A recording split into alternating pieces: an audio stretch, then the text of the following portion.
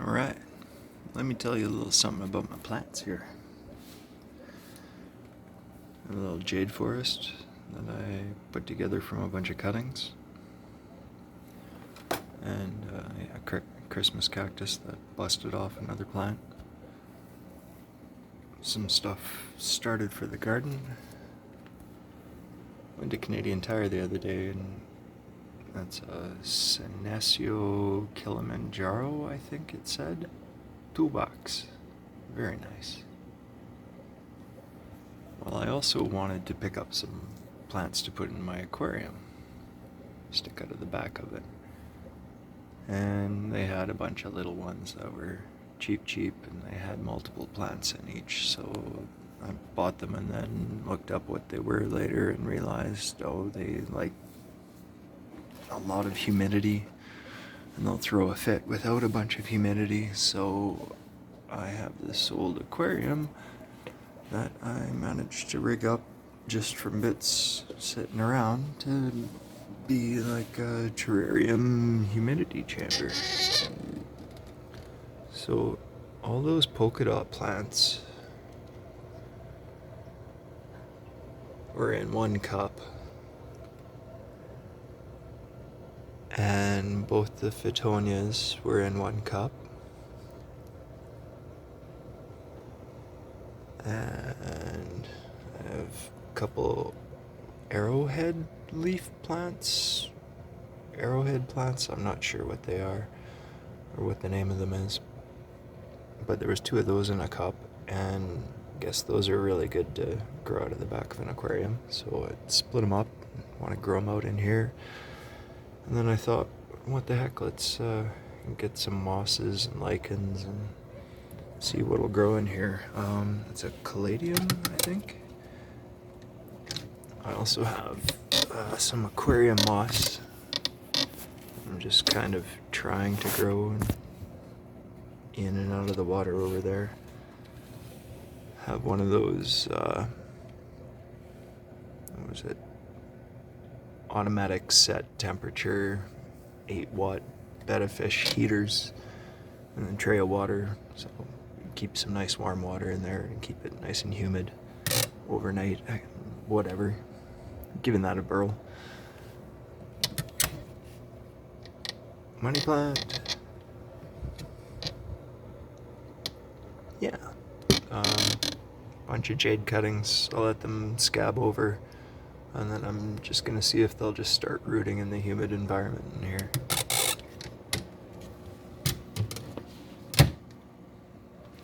And I had this old thermometer, hygrometer, but it got rained on and frozen at some point, so I don't really trust it. I went and ordered from Amazon package deal. It came together 3 of these sensors, remote sensors, and a base station. Give you temperature and humidity at 4 different locations. Anyway, let's turn this on. Watch the cloud pour in.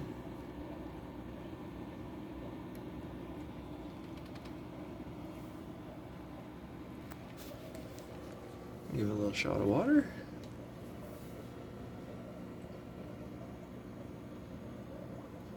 It makes it look neat anyway.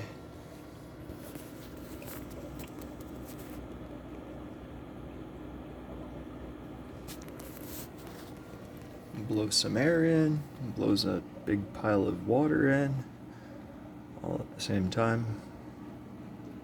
Put a little bit of polyfiller where I had cutouts for equipment and heaters and plants and whatnot before. Trying to propagate some aquarium moss in there. Have a light hanging there underneath. And then the aquarium up above it.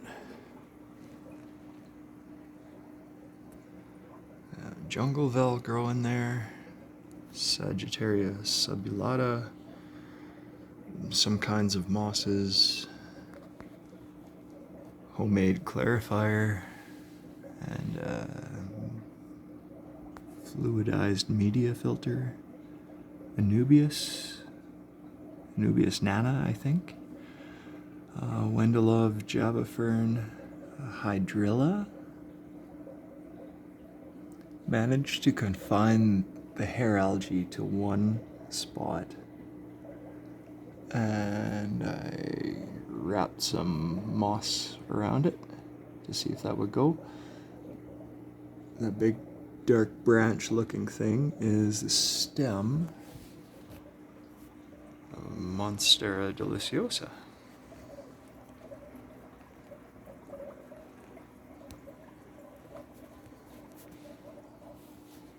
A bunch of pothos, Monstera adenansi.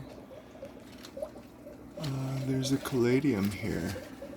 I put one in there. Smaller of the two.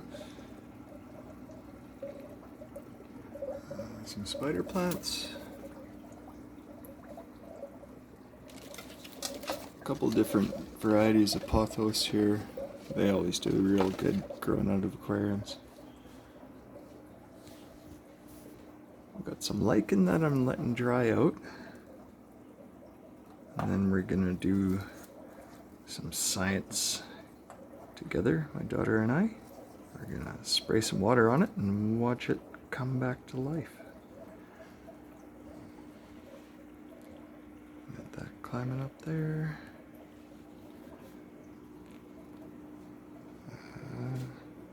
Some cryptocorns.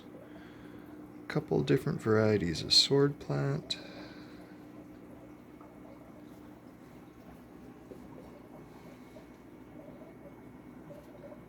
Some chopped up Marimo mossball. There's other Anubias as well that have jammed in the roots in the back there.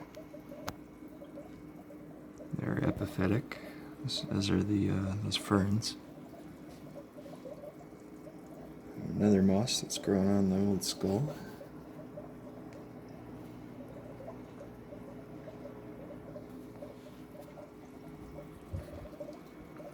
Tons of mystery snails. Lots of Endler guppies.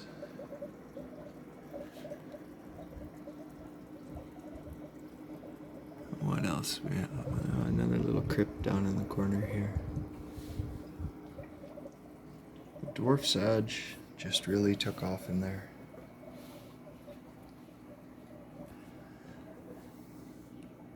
Oh yeah, and then the floaters. All those roots hanging down from above. That's almost all Amazon frogbit. I used to have duckweed in there, but the snails ate it. Because they keep having babies.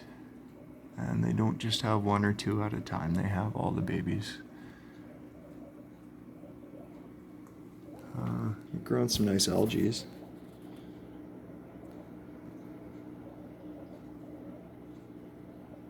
A nice coat there.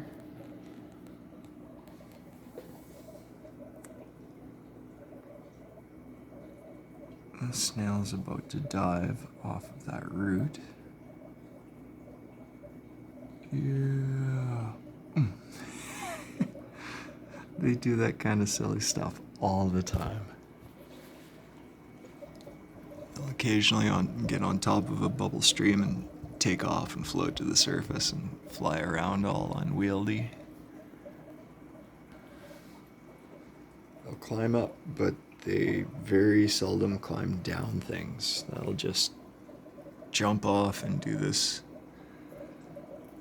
base jumping, use your foot as a parachute maneuver.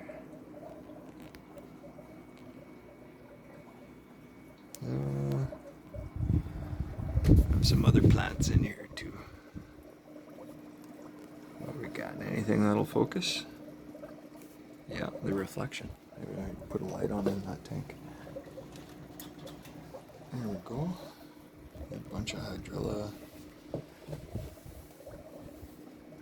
That stuff I got with my first guppies in a Ziploc bag, a piece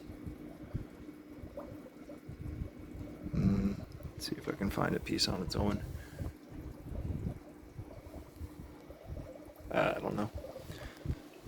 Maybe 2.5 inches long. And it'll grow free floating.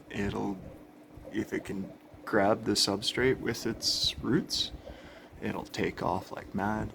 I've had it so bad before when this tank was full of guppies. It was so dense with that stuff in there at one point that guppies were getting caught in the middle of it and drowning. It was suffocating. It was rough.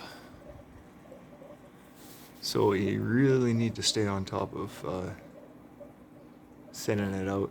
But grows great. Eats lots of fish waste.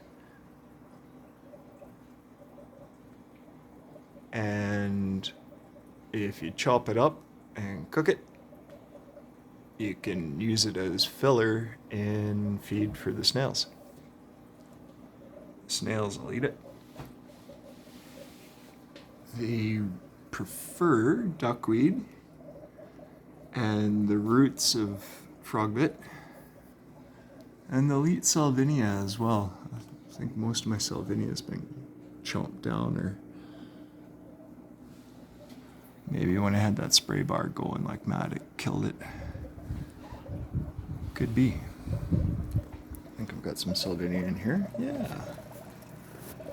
This stuff. It's actually a fern. Focus. There we go.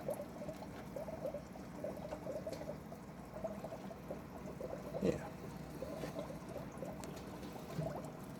And then there's the duckweeds, the little guys there. Only got a small number of snails in this tank. And 2 guppies that, fingers crossed, are still virgin females. If I can find one. I don't know. Their mom was really, really fancy looking, so I brought her in here, let her have babies, and then as soon as I could sex them, started yanking out any of the males or any of them that I couldn't be certain was a female. And I'm left with 2 females. And we'll see, hopefully one of them, or maybe both of them, will grow up with some of the same traits as their mama. And I'll be able to select a real fancy male to breed with her. Honk. Oh yeah. A little bit of Bucephalandra Kedagang. Super slow growing that stuff.